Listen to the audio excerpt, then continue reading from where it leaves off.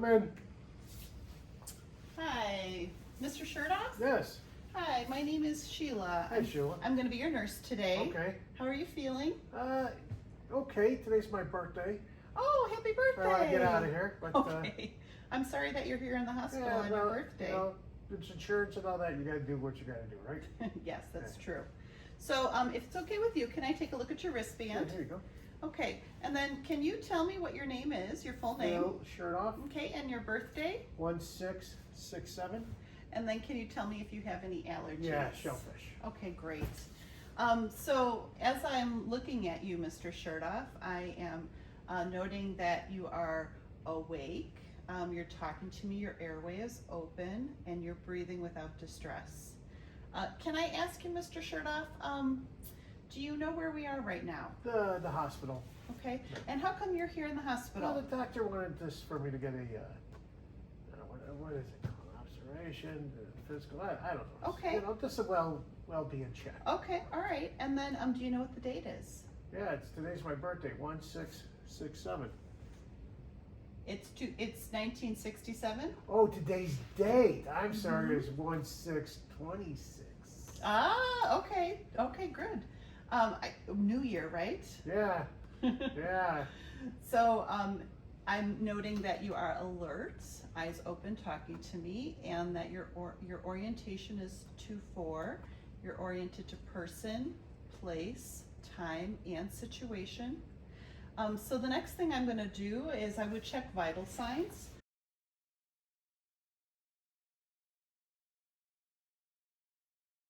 Then can I ask you, Mr. Sherdoff, are you having any pain right now? Not really.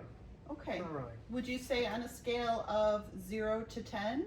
Maybe a 2. I have some neck pain, but it's comfortable. I mean, it's nothing. Oh, okay. All right. That's typical for you? Typical. Okay. All right. Great. I'm also looking to see if Mr. Sherdoff has any tubes or drains. So noticing if he has any oxygen, if he has a Foley catheter, any other drains coming out, any IVs. And if he does have any of these, I want to make sure that they're not kinked, that they're working appropriately. So I'm going to put some gloves on, Mr. Sherdoff, because I'd like to do that head-to-toe assessment, if that's okay with you. Sure, not a problem. Okay.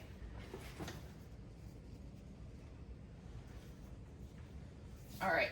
So first thing I'm looking here at Mr. Sherdoff is to see his head and face. I want to check for head symmetry and face symmetry. So I'm looking that the eyes, nose, and mouth are even and that his head is appropriately sized for his body. I'm also looking at his sclera. Mr. Sherdoff, would you open your eyes wide for me? Okay, good. And so the sclera is the white part of the eye, and I see that that is white. I would be looking for any discoloration if there was redness, if it was red, or if it was yellow, which would indicate something called jaundice. The other thing I want to do, Mr. Sherdoff, is to look in your mouth. Would you stick out your tongue for me? Oh my goodness, you have a blue tongue. Is it always blue? Only when I have Sour Patch Kids. Okay, all right. And then go ahead and open your mouth again for me. What I'm doing is I'm looking at his teeth. His teeth are intact, and his mucous membrane, that would be pink and moist. That is the tissue that's in his mouth. So the next thing I'm going to do, Mr. Sherdoff, is ask you a few more questions. Sure. Have you ever had any chest pain, or are you having chest pain now? No. Okay. And then how about any shortness of breath? Way back in the day, I would say when there was a virus that went around back called avian flu. Okay. I had some respiratory issues, and once in a while it still is affected by that. Okay. Are you having shortness of breath right now as we're talking? Not today. Oh, okay. All right, good. And does that cause you a lot of trouble when you do have the shortness of breath? Not trouble, this, I would say more disturbing of my day because I have things to do. And okay. Well, as I'm looking at you, I'm noticing that Mr. Sherdoff is not having difficulty breathing. He's not working hard to breathe. It's no distress, so that's a positive. I'd like to assess your chest, but I need to get to the skin. Is it okay if I ask you to remove your shirt? Sure. Okay. So we'll go ahead and, can I help you sit up to take it Yeah. off? Yeah, that'd be great. Probably common with my last name, shirt off. It is common with your Yes, last I can name. take off my shirt. All right, Mr. Sherdoff. So I'm going to be listening on your chest, and I'm going to be listening for a total of about 2 minutes. So, Mr. Sherdoff, the first thing I want to do is I want to listen to your apical pulse. Okay. That is the easiest place for us to hear the heartbeat. And we're going to look on the chest. Because this is a first-time assessment for you, you're going to practice learning to find this apical pulse over time. But you want to go about mid-clavicular, and that clavicle is up here. You want to go the mid area and go straight down. And you want to find the 5th intercostal space. These are your landmarks. For this assessment, what I'm going to ask you to do is to go below the nipple line, and we're going to be listening below the nipple line in approximately this area. You're going to use your stethoscope to move around, and we're going to continue to practice finding that apical pulse using landmarks.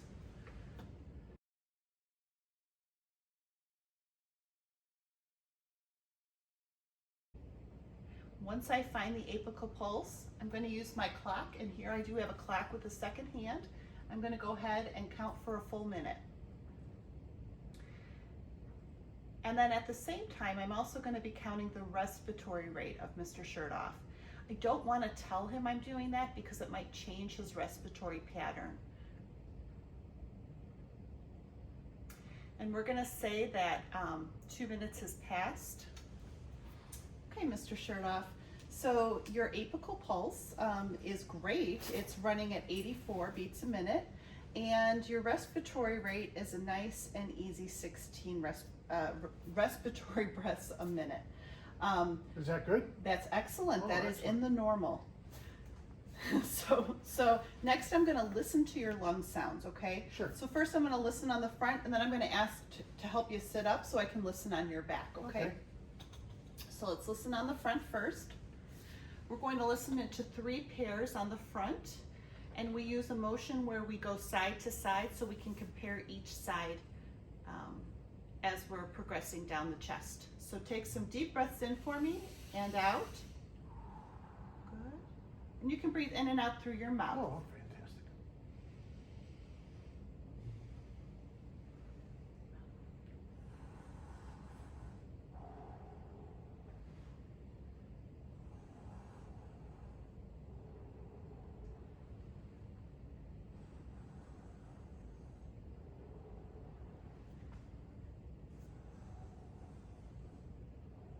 Okay.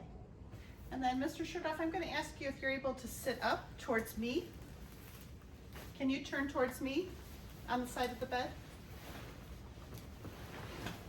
And I'm going to listen to another set of pairs on the back.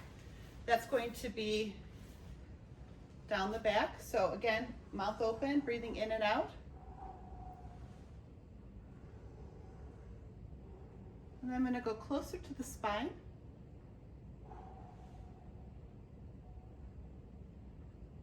And then a little bit lower.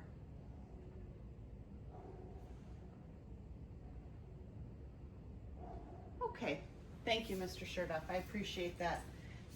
Can I help you get back into the bed? You okay? I'm good, yeah. You're good? Okay. I'm going to lower your bed a little bit. Okay. And we're going to next check your abdomen. So what I'm doing is I'm going to look for the contour of the abdomen, and we do that with the person on their back.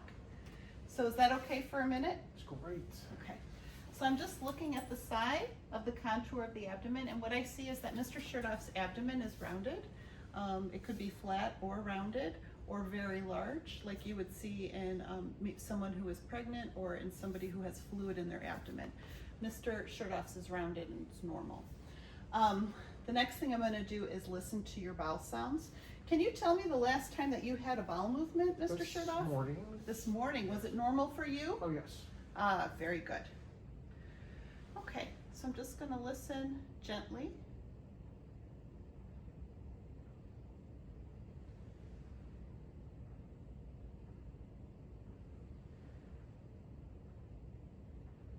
And I'm listening in 4 quadrants around the belly button, or we call that the umbilicus. And what I'm listening for is that there is sounds. We can have active, which would be normoactive, hypoactive, which is less active, or hyperactive. And so Mr. Scherdoff's are normoactive. We expect to hear 5 to 30 gurgling sounds a minute. If somebody does not have bowel sounds, we would have to listen for a full 5 minutes to ensure that there are none. So it's unusual for most patients to have no bowel sounds. I'm going to go ahead and palpate your abdomen. Is there any place that's uncomfortable on your belly right now? No, not right now. Okay. So let me know if anything hurts. Sure. I'm just going to take my hands, my fingers, and I'm going to move in a circular motion around Mr. Scherdoff's abdomen. You don't have to go slow.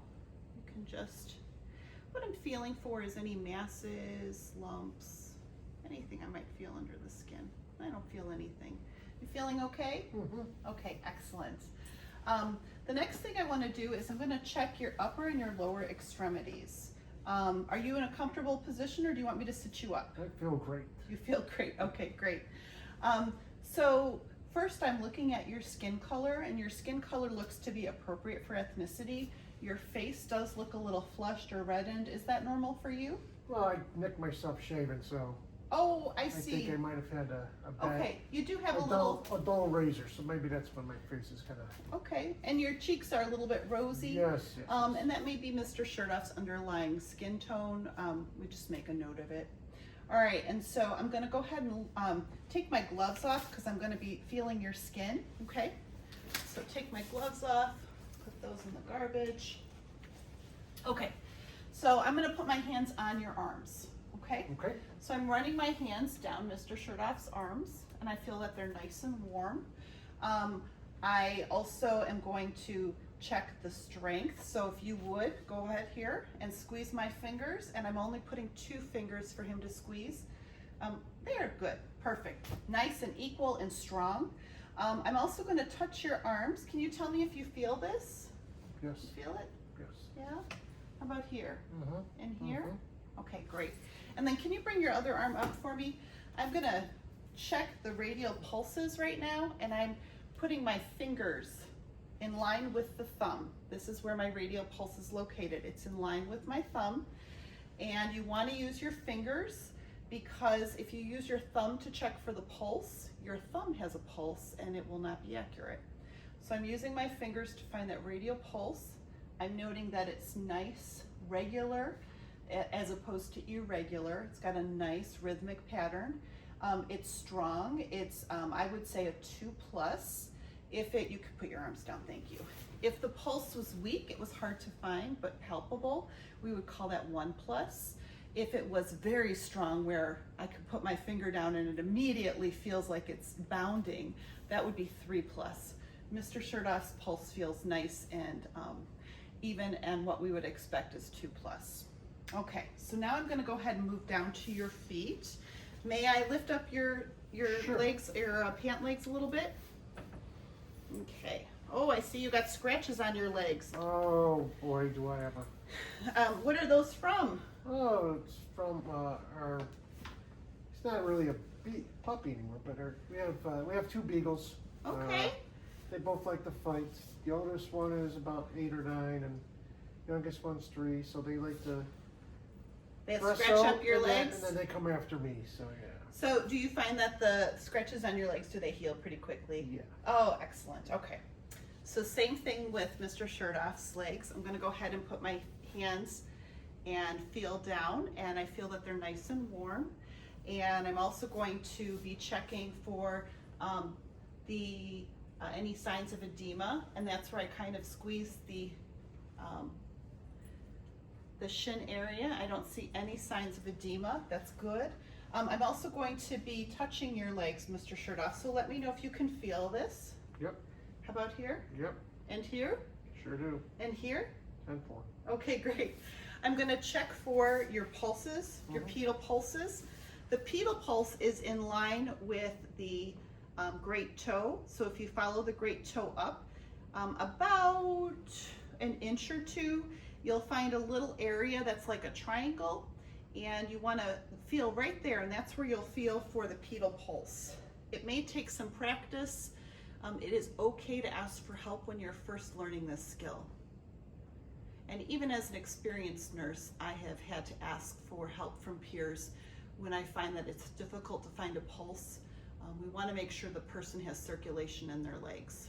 So I can feel your pulse just fine. I'm going to put another pair of gloves back on, a new pair, because I'm going to just check your strength, okay? All right, so I'm going to ask you, Mr. Shirt Off, can I put my hands under your feet? Sure. Okay, can you push down on the gas? And can you bring your toes to your nose? Very good. Okay. Last thing I want to do is I want to check some of your skin, areas where people tend to get pressure injuries when they maybe have too much pressure on one spot all the time. Okay. So I'm going to check under your heels. Okay, heels look good. If I were to see any redness or pink when I press it that doesn't blanch or turn more pale in color, that might indicate some injury if it stays red or pink even after I press the area. I'm also going to ask, would you mind turning towards the side? Sure. Okay, good. I'm checking Mr. Shirtoff's back for any kinds of signs of pressure injuries, and I would also be checking his buttock area, which is a common place for folks who are bed bound. And so you want to make sure we're addressing any of those pressure areas. All right, Mr. Shirtoff, you can turn back for me. All right, and I will leave you with your shirt. I'll give you some privacy. I know you're an independent guy, but I want to thank you for your help today. Is there anything I can do for you before I step out? Some maybe gummy bears, that'd be great. Some gummy bears. How about let's order you some lunch? Sure. Okay, all right. I will come back with the menu for you, okay? Sounds great, thank you. Okay, Have a thank great you day. so much. Yeah, You yeah. too. Bye-bye.